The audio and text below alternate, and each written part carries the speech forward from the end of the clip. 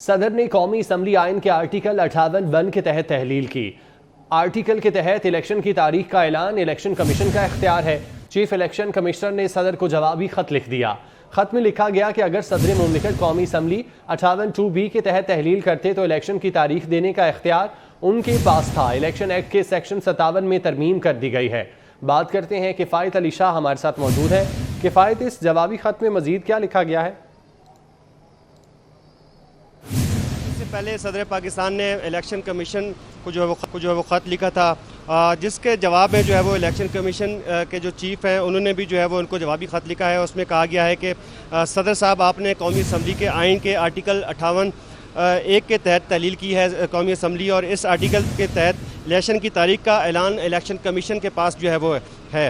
सदर मुमलिकत अगर कौमी असम्बली 58(2)B के तहत करते तो ये इख्तियार जो है वो सदर के पास चला जाता। ख़त में ये भी कहा गया है कि इलेक्शन एक्ट के सेक्शन 57 में तरमीम कर दी गई है और अब इलेक्शन कमीशन को इंतखाबात की तारीख देने का इख्तियार जो है वो दिया गया है। चीफ इलेक्शन कमीशन ने ख़त में इलेक्शन एक्ट में हालिया तरमीम का हवाला भी दिया है। और इसके साथ साथ मैं आपको ये भी बताऊँ कि इलेक्शन कमीशन की जानिब से जो मुख्तलिफ सियासी जमातों से मशावरत के लिए, आम इंतखाबात के इनेकाद के लिए जो मशावरत करनी थी, उस सिलसिले में जो है वो मुख्तलिफ सियासी जमातों को जो है वो मदऊ किया है। आज जो है पाकिस्तान तहरीक इंसाफ का वफ़द जो है वो यहाँ पे पहुँचा है। इसके साथ साथ जमीयत उलमा इस्लाम की जानिब से भी जो है वो वफ़द यहाँ पे भेजा गया और अब जो है वो जो इलेक्शन कमीशन की जानिब से इजलास मुनक्किद किया गया है। इस सिलसिले में मुल्क में आम इंतखाबात के हवाले से जो मुशावरत है, आज के रोज़ जो है वो पाकिस्तान तहरीक इंसाफ के जो लोग यहाँ पर पहुँचे हैं उनमें barrister Ali Zafar, barrister Gohar, barrister Umair Niazi और ये लोग यहाँ पे पहुँचे हैं। जबकि अब्दुल गफूर हैदरी जो है वो उनकी सरबराही में वफ़द जो है वो JUI का यहाँ पर पहुँचा है और इस टाइम जो है वो मुशावरत जारी है कि आया ये इंतखाबात का जो इनेकाद है उस सिलसिले में जो चीज़ें हायल हो सकती हैं, जिसमें मरदमशुमारी है, इसके साथ साथ जो नई हल्का बंदियाँ हैं वो बड़ी इंपॉर्टेंट चीज़ है। जिसके बाद जो है वो ये तमाम जो अरेंजमेंट्स हैं ये होने के बाद ही इलेक्शन का जो है वो इनेकाद हो सकेगा। ताहम आज चूँकि JUI को और पाकिस्तान तहरीक इंसाफ को मदऊ किया गया है, कल के रोज़ जो है बताया गया है कि साबिक़ वज़ीर आज़म और नून लीग के सरबराह जो उनको यहाँ पे मदऊ किया गया है। और इसके साथ साथ अगर पीपल्स पार्टी की बात की जाए तो 29 अगस्त को जो है वो पाकिस्तान पीपल्स पार्टी को जो है वो इलेक्शन कमीशन की जानिब से यहाँ बुलाया गया है ताकि उनसे भी जो है वो मुशावरत हो सके। जी ठीक है किफ़ायत, आप हमारे साथ मौजूद रहिएगा। सीनियर तज्ज़ियाकार नवीद चौधरी साहब ने हमें ज्वाइन किया है, उनको शामिल गुफ्तगू करते हैं। नवीद चौधरी साहब, बहुत शुक्रिया आपका वक्त देने के लिए। जिस तरह से हम एक्सपेक्ट कर रहे थे कि इलेक्शन कमीशन की जानिब से जो जवाब दिया जाएगा कि सदर के इख्तियार में ही नहीं है कि वो इलेक्शन की तारीख का ऐलान करें, और वही हुआ, वही जवाब उनकी जानिब से दिया गया है। बिल्कुल, देखें, इस हवाले से कवानीन में तरमीम हो चुकी थी और ये बात सदर अली के रसूल में भी के साथ कि अब वो इलेक्शन की तारीख देने का जो इख्तियार प्रेसिडेंट ऑफ पाकिस्तान के पास था 58(2) के तहत, वो सारा मामला खत्म हो गया और नई कानून साजी के तहत ये इख्तियार चीफ इलेक्शन कमिश्नर को मिल गया। ज़ाहिर है इलेक्शन कमीशन के निगरान की मुशावरत से सारे शेड्यूल का ऐलान करेंगे। तो जो कुछ अली साहब ने किया वो बुनियादी तौर पर पाकिस्तान में अदम इस्तेहकाम पैदा करने के एक मुनज़्ज़म मनसूबे का हिस्सा था। जैसे पहले उन्होंने कहा जी कि वो बिल चले गए आर्मी एक्ट के और आवश्यक से, मुझसे किसी ने पूछा ही नहीं, स्टाफ पर इल्ज़ाम लगाया, उसमें वो झूठे साबित हुए।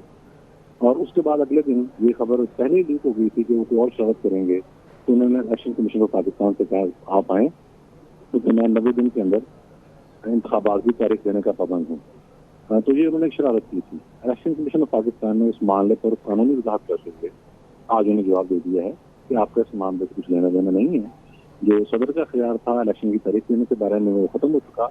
नए कानून के तहत ये Khalistan election commission of Pakistan की आईनी जिम्मेदारी है जिसे वो इसी तरीके के साथ पूरा करेगा।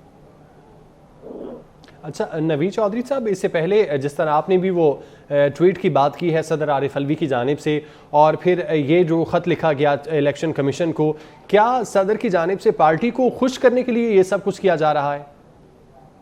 पार्टी को खुश करना तो सिर्फ एक पहलू है। बुनियादी तौर पर सदर हैं, कुछ हमारे जज साहबान हैं, कुछ सरकारी अफसरान हैं जो कोशिश कर रहे हैं कि किसी तरीके से मुल्क के अंदर बहरान फिर से बहुत बड़ा पैदा हो, जैसा 9 मई को हुआ था। तो इस तरीके के साथ आप देख रहे हैं कि ये चीज़ तसल्सल से हमारे सामने आ रही है कि अदालतों से 9 मई के जो मुलजमान हैं उनको भी गैर मुल्की वीज़ा मिल रहा है।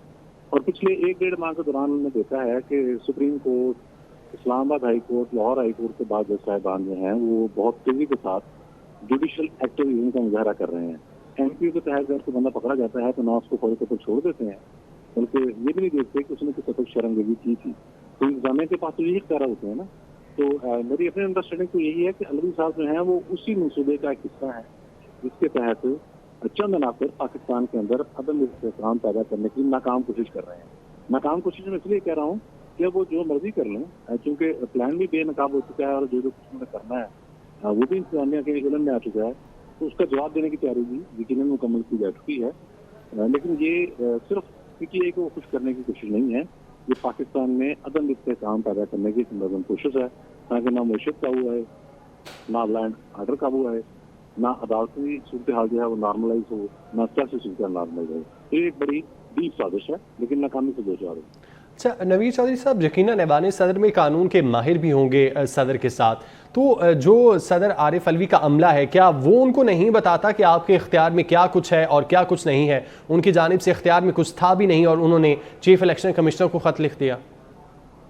देखिए, उनका अमला तो इतना चाबकदस्त है और इतना माहिर है कि जिस वक्त उन्होंने ट्वीट किया उन 2 बिल्स के हवाले से, आर्मी एक्ट और ऑफिशियल सीक्रेट एक्ट के हवाले से, तो उसमें उन्होंने खुद तस्लीम कर दिया कि ये कानून बन चुके हैं। उन्होंने कहा इससे जो लोग मुतासर होंगे मैं उनसे माफी चाहता हूँ। यानी कि प्रेसिडेंट अलवी ने इस बात को उन ट्वीट के जरिए बाकायदा तौर पर तस्लीम कर लिया कि ये कानून तो बन चुके। मैंने इसको रोकना था, 10 दिन के अंदर मैंने या तो मैं कोई रिटर्न इस पर ऑब्जेक्शन करता, वजाहत मांगता, इसको वापस करता, तो फिर एक बात होती। जब मैंने रोके रखा तो ये कानून अब खुद बन गई, तो उन्होंने भी मान लिया। तो पता उनको भी है, लेकिन जाहिर है कि वो पता तो सुप्रीम कोर्ट को भी अपने इख्तियार का है कि किस हद तक वो आगे जा सकती है या आइन रिलेट कर सकते हैं या नहीं कर सकती, या जो जजेज हैं जो हाई कोर्ट से तो जजेज जो हैं वो अंधाधुंध रिलीज दिए जा रहे हैं 9 मई के मुसलमान को, तो उनको भी इख्तियार का पता है। लेकिन यहाँ ये तमाम अनासर जो हैं ये अपने इख्तियार से, आइन और कानून से बहुत आगे बढ़कर खेलने की कोशिश कर रहे हैं, मतलब खेल रहे हैं। तो देखना ये है कि अब काउंटर रेसिज्म की जो होगी उसमें सिर्फ इनको रोकना ही मकसूद होगा या कोई तदबीर कर रहा है इस चीज़ के लिए। ठीक है नवीद चौधरी साहब, आपका बहुत शुक्रिया। किफ़ायत हमें डिटेल्स इसकी बता रहे थे, किफ़ायत आपका भी बहुत शुक्रिया। आपको बताते चलें कि सदर ने कौमी असम्बली आइन के आर्टिकल 58(1) के तहत तहलील की। आर्टिकल के तहत इलेक्शन की तारीख का ऐलान इलेक्शन कमीशन का इख्तियार है। चीफ इलेक्शन कमिश्नर ने सदर को जवाबी ख़त लिख दिया। ख़त में लिखा गया कि अगर सदर मुमलिकत कौमी असम्बली 58(2)B के तहत तहलील करते हैं तो इलेक्शन की तारीख देने का इख्तियार उनके पास था। इलेक्शन एक्ट के सेक्शन 57 में तरमीम कर दी गई। अब इलेक्शन कमीशन को इंतखाबात की तारीख देने का इख्तियार दिया गया है। चीफ इलेक्शन कमिश्नर ने ख़त में इलेक्शन एक्ट में हालिया तरामीम का भी हवाला दिया है। सदर की जानिब से इससे पहले इलेक्शन कमीशन को ख़त लिखा गया था, जिसके जवाब में अब इलेक्शन कमीशन की जानिब से भी जवाबी ख़त लिखा गया है। सदर ने कौमी असम्बली के आर्टिकल 58(1) के तहत तहलील की। आर्टिकल के तहत इलेक्शन की तारीख का ऐलान इलेक्शन कमीशन का इख्तियार है। चीफ इलेक्शन कमिश्नर ने सदर को जवाबी ख़त लिख दिया। साबिक सेक्रेटरी इलेक्शन कमिश्नर कमर दिलशाद साहब हमारे साथ मौजूद हैं। कमर साहब, बहुत शुक्रिया आपका वक्त देने के लिए। जिस तरह आप भी कल बात कर रहे थे वही कुछ हुआ और अब जवाबी ख़त लिखा गया है चीफ इलेक्शन कमिश्नर की जानिब से, जिसमें बताया गया है कि सदर साहब आपके इख्तियार में अब कुछ नहीं है। बिल्कुल दुरुस्त कहा आपने, जाके हम प्रेसिडेंट पाकिस्तान को ख्याल होना चाहिए था कि जनाब जो पार्लियामेंटी एक्ट में ये तरमीम आई है सेक्शन 57 में, उसके तहत सदर ममलकत जो है वो तारीख देने के मिजाज नहीं है, उनका कोई किरदार नहीं। इसके बाद सबसे बड़ी अहम बात यह है कि मुझे तो बड़ी हैरानगी हुई कि सदर ममलकत की कौन सी आईनी और कानूनी माहिरीन की टीम है जो उनके लॉ ऑफिसर हैं, उन्होंने सदर ममलकत को मिसगाइड किया, मिसलीड किया। वो सबसे पहली बात यह है कि जो आर्टिकल 58(1) के तहत असम्बली तहलील की गई थी प्राइम मिनिस्टर की एडवाइस पर, उसमें तारीख देने का प्रेसिडेंट के पास कोई आईनी और कानूनी इख्तियार नहीं था आर्टिकल 58(1) के तहत। तो इसके बाद ये असम्बली जो तहरीर हुई है वो आर्टिकल 58(1) के तहत हुई है। उसके लिहाज इसके बाद अगर वो साथ साथ ये भी था, अगर आर्टिकल 48 के तहत असम्बली तहरीर होती तो सदर मुमलकत का आईनी कानूनी इख्तियार था, लेकिन सदर मुमलकत को असम्बली डिजॉल्व करते वक्त ख्याल नहीं आया कि वो तो आर्टिकल 68(1) के तहत हुआ है। नंबर 2, जिसके साथ साथ सदर मुमलकत ने जो तारीख देने के इख्तियार खत्म हो गए हैं पार्लियामेंट्री एक्ट के तहत, तो इलेक्शन कमीशन पाकिस्तान ने उनको यही प्रोटोकॉल के मुताबिक उनकी इज्जत को रखते हुए सामने यही खत लिखने का जवाब दे दिया कि जनाब आपका इलेक्शन की तारीख में कोई किरदार नहीं है। और सबसे बड़ी अहम बात जो मैं आपकी वसातत से कहना चाहूँगा कि जो आइंदा जो 90 रोज के लिए जो इंतखाबात की राह में जो हाइल हुई है वो आर्टिकल 51 हुई है, जिसके तहत इलेक्शन कमीशन पाबंद हो गया मर्दमशुमारी के गदर नोटिफिकेशन के बाद वो हल्का बंदी करवाए।